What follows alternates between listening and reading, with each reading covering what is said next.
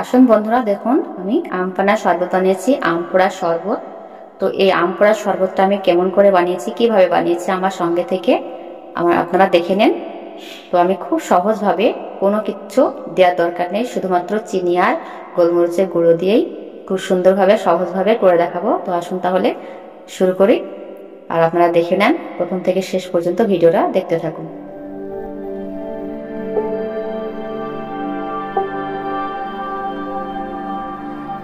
দেখুন বন্ধুরা, এই প্রচন্ড প্রখর রৌদ্রে আম পোড়া শরবত খেতে কিন্তু খুব ভালো লাগবে। তাই আমি বাগানে চলে এসেছি আম পাড়তে। বড় বড় গাছ আমাদের বাগানে, বড় বড় গাছ হয়েছে, ছোট গাছ নেই, হাত পাওয়া যাবে না। তো আমি একটা বড় একটা লগা নিয়েছি, লগা দিয়ে আমি আমটা পেড়ে দেবো।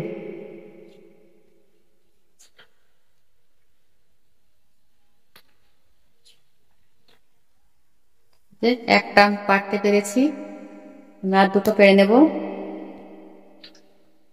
গাছ থেকে আমি 3টে আম পেড়ে নিয়েছি। এই 3টে আম হলে, দুটো হলেই হয়ে যাবে।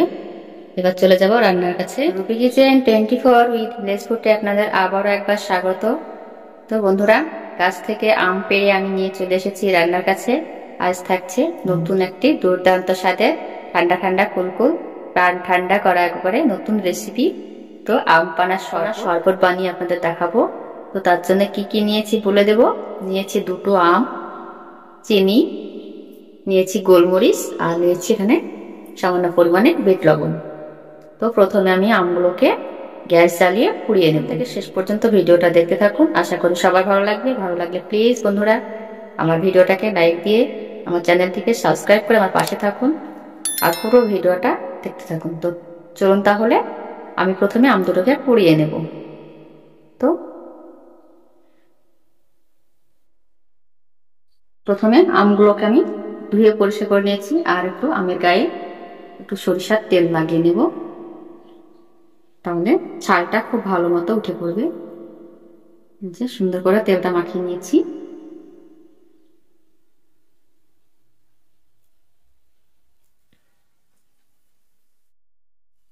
সুন্দর করে তেলটা মাখানো হয়ে গেছে, এবার আমি গ্যাসটা জ্বালিয়ে নেব। গ্যাসটা জ্বালিয়ে নিচ্ছি। তো আমার জালি নাই স্ট্যান্ডটা, আমি এই স্ট্যান্ডটা বসিয়ে দিলাম। হালকা করে আমি দিয়ে দেবো, দিয়ে আমি আমগুলোকে সাইড করে পুড়িয়ে নেব। এভাবে আমি ঘুরিয়ে ফিরিয়ে পুড়িয়ে নিচ্ছি, আপনারা আপনাদের মতো করে পুড়িয়ে নেবেন। তো আমি এগুলোকে ঘুরিয়ে ফিরিয়ে পুড়িয়ে নিচ্ছি। আর আমি এই চিনিটা খুব সহজভাবে করে দেখাবো। এই চিনিটা গুঁড়ো করে নেব, আর এই যে গোলমরিচটা নিয়েছি, গোলমরিচটা গুঁড়ো করে নেব। আমটা পুড়তে থাক, আর আমি এগুলোকে গুঁড়ো করে নিচ্ছি। আমগুলো দেখুন কতটা সুন্দরভাবে পুড়েছে, প্রত্যেকটা কিন্তু কালারটাও চেঞ্জ হয়ে গেছে। দেখুন পুরো পুরা ভাব হয়েছে। এটা হয়ে গেছে, আমি নামিয়ে নেব। গ্যাসটা অফ করে দিলাম, দিয়ে আমি তুলে ঠান্ডা পানিতে দিয়ে দেবো।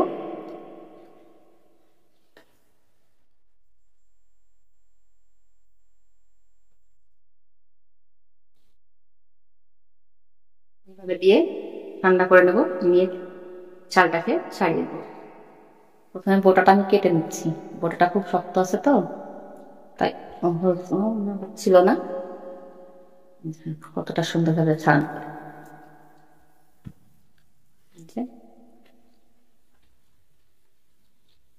খুব সুন্দর করে ছাড়ানো হয়ে যাচ্ছে।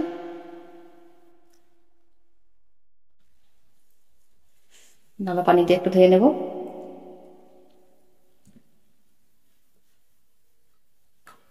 দেখুন কতটা সুন্দরভাবে হয়ে গেছে। পোড়া আমের শরবত কিন্তু দারুণ লাগে খেতে। এটা পরিষ্কার করে নেব। কতটা সুন্দরভাবে সিদ্ধ হয়েছে, পোড়া আম কিন্তু দারুণ হয়েছে। আটটাকে ছেড়ে দেবো। গোটা আটিটা একদম সুন্দর হয়ে পরিষ্কার হয়ে গেছে। এটা পরিষ্কার করে নেব।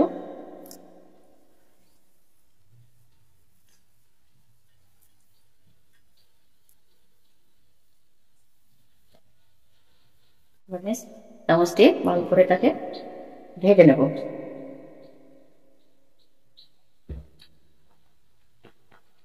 এই যে আমের কাঠটাকে সুন্দর করে আমি ফেটিয়ে নিই এইভাবে। আপনারা চাইলে ছেঁকে নিতে পারেন, আমি ছেঁকে নিই। এই যে সুন্দর করে একটু ফেটে নিয়েছি। এবার আমি উপকরণগুলো শুকনো দিয়ে দিব। কি কি দিতে হবে দেখতে থাকুন আপনারা। দিয়ে দেবো লবণ, স্বাদ মতো লবণ, সাদা লবণ, আর দিয়ে দেবো বিট লবণ। চিনিটা দিয়ে দেবো। আমার আমটা খুব একটা টক নয়, তো আম টক অনুযায়ী দিতে হবে। আর দিয়ে দেবো 1 চামচের মতো গোলমরিচের গুঁড়া, 1 চামচ গোলমরিচের গুঁড়া। সবগুলো একসঙ্গে আমি মিশিয়ে নিব।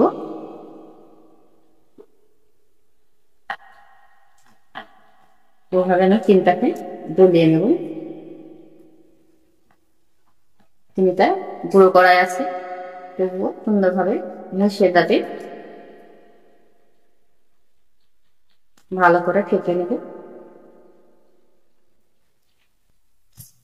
ভালো করে কাটানো হয়ে গেছে। আবার দিয়ে দেবো ঠান্ডা পানি। ভালো করে আবার আমি মিশিয়ে নেব। আর একটু পানি দিয়ে দেবো। ভালো করে আমি নেড়ে মিশিয়ে নেব। চিনি আর সবগুলো আমি একসঙ্গে মিশিয়ে নিয়েছি। দেখছি কতটা সুন্দর হয়েছে। আর এগুলো হচ্ছে গোলমরিচের খোসা। আমি এবার সামান্য একটুখানা মানে কয়েক ফোঁটা মতো পাতিলেবুর রস দিয়ে দেবো। তাহলে কিন্তু খেতে খুব ভালো লাগবে। কয়েক ফোঁটা দিলেই হয়ে যাবে। তো এটা আমার রেডি হয়ে গেছে একদম আম পান্নার শরবত। একটু বিচি পড়েছে, বিচি দুটো ফেলে দিব। এবার আমি গ্লাসে তুলে নেব। দেখুন কতটা সুন্দর হয়েছে। এর মধ্যে আপনারা বরফ দিতে পারেন, আমি আর বরফ দিলাম না, নর্মাল ফ্রিজের ঠান্ডা পানি দিয়ে দিলাম। দেখুন কতটা সুন্দর হয়েছে। এবার আমি গ্লাসে ঢেলে নেব।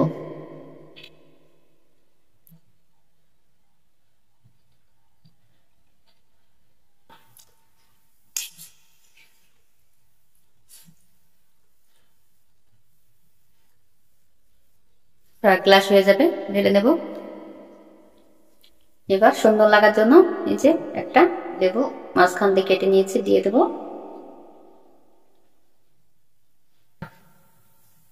দেখুন কতটা সুন্দর হয়েছে। তো আশা করি ভিডিওটা আমাদের সবার ভালো লেগেছে। ভালো লাগলে প্লিজ আমার ভিডিওটাকে লাইক দিয়ে চ্যানেলটি সাবস্ক্রাইব করে আমার পাশে থাকবেন। তো আশা করি সবাই ভালো লাগলো। তো কেমন হয়েছে বন্ধুরা দেখুন, দেখতে কিন্তু দারুণ লাগছে আর খেতে তো খুব সুন্দর লাগবে। খেয়ে একবারে জ্ঞান ঠান্ডা হয়ে যাবে। তো আজ এই পর্যন্তই। সবাই ভালো থাকবেন আর এইভাবে ঠান্ডা ঠান্ডা শরবত বানিয়ে খেয়ে প্রাণটাকে ঠান্ডা করুন। দেখে বুঝতে পারছেন কতটা সুন্দর হয়েছে।